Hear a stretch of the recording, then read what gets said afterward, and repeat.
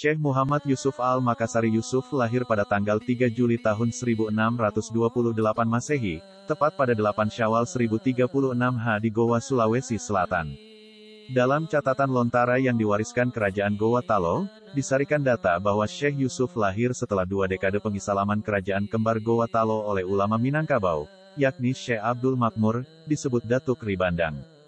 Catatan lontara riwayat Tuanta Salamakari Goa, menyatakan bahwa ayah Syekh Yusuf bernama Galarang Monconglu, yang merupakan saudara dari Raja Goa Sultan Alauddin Imangrang, Daeng Marabia, Raja Goa yang beragama Islam.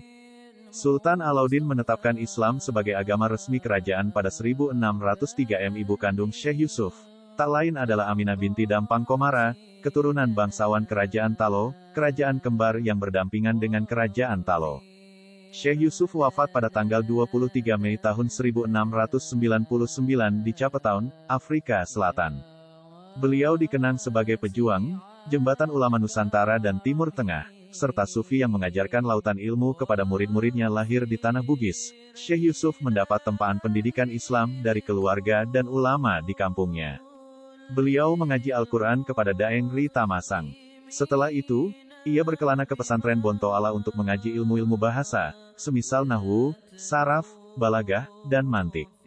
Pada waktu itu, Syekh Yusuf mengaji kepada ulama asal Yaman, Syekh Ba'alawi bin Abdullah, yang dikenal sebagai Al-Alamah Tahir, pengasuh pesantren Bontoala. Setelah menamatkan belajar di Bontoala, Syekh Yusuf melanjutkan mengaji kepada Syekh Jalaluddin Aidit, ulama asal Aceh yang mengembara ke Bugis. Di bawah asuhan Syekh Jalaluddin, di pesantren Cikoang, belajar selama beberapa tahun. Syekh Jalaluddin kemudian mengutus Syekh Yusuf untuk belajar ke Tanah Hijaz, untuk mengaji lebih intens kepada ulama-ulama haram. Tak lama berselang, pada tanggal 22 September tahun 1644, Syekh Yusuf berangkat menuju Hijaz, dengan menggunakan kapal penumpang. Pada waktu itu, transportasi laut dari kawasan timur Nusantara melalui Banten untuk menyusuri Selat Malaka, hingga menembus ke kawasan pesisir Arab. Ketika singgah di Banten, Syekh Yusuf berkenalan dengan putra mahkota Kerajaan Banten, Abdul Fattah, yang merupakan putra Sultan Abu Al-Mafahir Abdul Qadir, tahun 1598 sampai tahun 1650, penguasa Kerajaan Banten. Selain Banten, dalam perjalanannya, Syekh Yusuf singgah di Aceh. Di kawasan Serambi Maka ini, Syekh Yusuf melakukan komunikasi dengan ulama dan pemimpin Tariqah Al-Qadiriyah di Aceh, Syekh Muhammad Jilani bin Hasan bin Muhammad Hamid Al-Raniri. Ketika singgah di Banten dan Aceh, Syekh Yusuf menghabiskan waktu selama sekitar 5 tahun, untuk melakukan interaksi dengan ulama setempat. Dalam perjalanan panjangnya, Syekh Yusuf singgah di Yaman, atas saran dari gurunya selama di Aceh, Syekh Muhammad Jilani.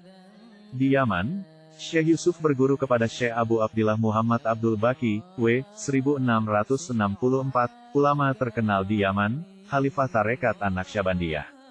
Syekh Yusuf tidak berhenti di satu titik, di satu guru. Ia terus berupaya menyegarkan dahaga spiritual, dahaga pengetahuannya.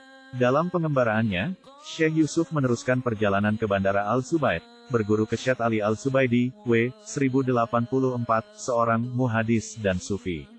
Dengan Syekh Ali, Syekh Yusuf mendapatkan ijazah tarikah dari silsilah keluarga Al-Sada Al-Ba'alawiyah. Perjalanan panjang di Yaman, diteruskan menembus Makkah untuk menunaikan ibadah haji. Kemudian, Syekh Yusuf menuju Madinah untuk ziarah ke makam Rasulullah SAW. Di kota ini, Syekh Yusuf berguru kepada Syekh Ahmad Al-Kushi, W. 1661, Mula Ibrahim Al-Kaurani, W. 1690, dan Hasan Al-Ajami, W. 1701. 3 ulama inilah, yang menjadi referensi keilmuan dan tradisi tasawuf yang menyambungkan jaringan ulama Nusantara dengan ulama Haramain. Syekh Yusuf masih belum puas dengan dahaga pengetahuan, dan kehausan akan guru yang mencerahkan. Ia terus berjalan menuju Syam, Damaskus, dan Turki. Di Syam, Syekh Yusuf memperdalam pengetahuan, dan mengasah kepekaan batin, kepada beberapa guru. Di antaranya, Syekh Abu Al-Barakat Ayub bin Ahmad Al-Halwati Al-Quraisi. Setelah berkelana Syam dan Turki, Syekh Yusuf kembali ke Makkah, untuk mengaji dan mengajar. Ketika musim haji tiba, Syekh Yusuf mengajar santri-santri Nusantara, terutama yang berasal dari kawasan Bugis. Di antara murid-muridnya, ialah Syai Abu Alfat Abdul Basir Al-Darir, Tuan Rapang, Abdul Hamid Karaeng Karunrung, dan Abdul Qadir Majeneng. Merekalah yang kemudian meneruskan ajaran tarekat Halwatiyah Syekh Yusuf di tanah Bugis. Bagaimana sufisme Syekh Yusuf, yang diwariskan kepada keturunan dan pengikutnya?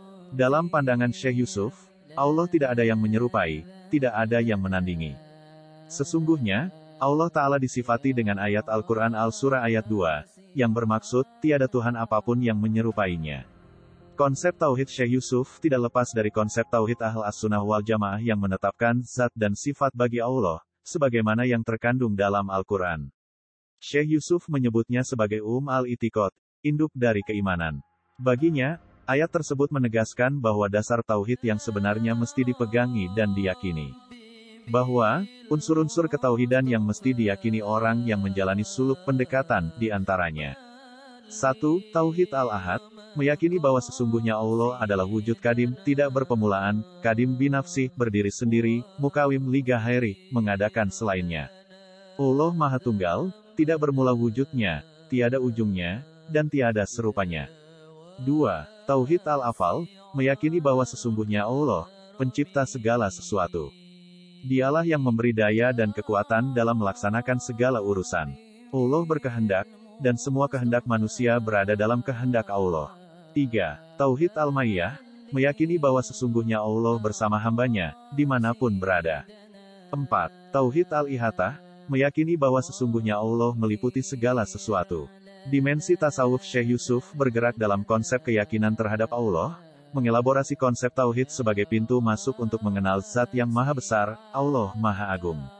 Inilah jalan pembuka, yang disadari Syekh Yusuf sebagai pelajaran awal bagi pengikutnya untuk mengenal Allah, mengenal Sang Pencipta. Dalam Risalah Al-Futuhah Al-Ilahiyah, Syekh Yusuf merinci rukun tasawuf dalam 10 perkara. Bagi Syekh Yusuf rukun tasawuf ini, menjadi penting bagi salik untuk berada dalam garis perjalanan mendekat menujunya. 10 rukun tasawuf, yakni, pertama, tahrid al-tauhid, memurnikan ketauhidan kepada Allah, dengan memahami makna keesaan Allah, yang disarikan dari kandungan surat Al-Ikhlas. Selain itu, meyakini Allah dengan menjauhi sifat tasbih dan tajsim. Kedua, faham al-simai, bermaksud memahami tata cara menyimak petunjuk dan bimbingan Syekh Mursyid dalam menjalani pendekatan diri, kepada Allah. Ketiga, husn al-ishra, bermaksud memperbaiki hubungan silaturahmi dan pergaulan. Keempat, itar al-itar, bermaksud mendahulukan kepentingan orang lain daripada kepentingan diri sendiri demi mewujudkan persaudaraan yang kukuh. Kelima, tark al-ikhtiyar, bermaksud berserah diri kepada Allah tanpa itimat. Keenam, surat al-wuj, memahami secara jernih hati nurani yang seiring kehendak al-haq. Ketujuh, al-kaf'an al-khawatir, bermaksud membedakan yang benar dan salah. Kedelapan, katrat al-safar, bermaksud melakukan perjalanan untuk mengambil itibar dan melatih ketahanan jiwa. Kesembilan, tark al-iktisab, bermaksud mengandalkan usaha sendiri, akan tetapi lebih bertawakal kepada Allah setelah berusaha. Kesepuluh, tahrim al-idhar, bermaksud tidak mengandalkan pada amal yang telah dilakukan, melainkan tumpuan harapannya kepada Allah. Bagi Syekh Yusuf, manusia yang sempurna al-insan al-kamil, merupakan manusia yang sampai ke makam marifat. Bukan hanya manusia biasa yang berislam secara dangkal. Syekh Yusuf memberi penekanan tentang hakikat marifat dalam kekhususan tingkatan manusia sebagai al-insan al-kamil. Manusia sempurna akan ingat Allah dalam segala urusan, kapanpun dan dimanapun berada. Kisah perjuangan Syekh Yusuf dalam mempertahankan kedaulatan di bumi Nusantara menjadikan dirinya diasingkan di Ceylon, Sri Lanka, dan Afrika Selatan. Syekh Yusuf tidak hanya milik masyarakat Bugis, namun juga warga Muslim Nusantara, Ceylon, dan Afrika. Presiden Afrika Selatan, pada 1994, menetapkan Syekh Yusuf sebagai pejuang kemanusiaan. Sementara, di negeri ini, Syekh Yusuf dianggap sebagai waliullah yang menyambungkan sanad keilmuan, menggerakkan perjuangan melawan kolonialisme hingga mewariskan jejaring tarekat yang dianut keluarga dan muridnya hingga kini. Pada masa hidupnya, Syekh Yusuf membawa perubahan penting dalam perjuangan dakwah yang diembannya. Syekh Yusuf dikenal di Kesultanan Banten, Tanah Bugis, Sulawesi Selatan, Ceylon, Sri Lanka, dan Cape Town, Afrika Selatan. Dalam pengasingan di Ceylon dan Cape Town, Syekh Yusuf mengembangkan Islam dengan mengajar warga, hingga menjadi komunitas Muslim di negeri tersebut. Jejak komunitas Muslim dan keturunan Syekh Yusuf di Ceylon dan Capetown masih dapat dilacak hingga kini.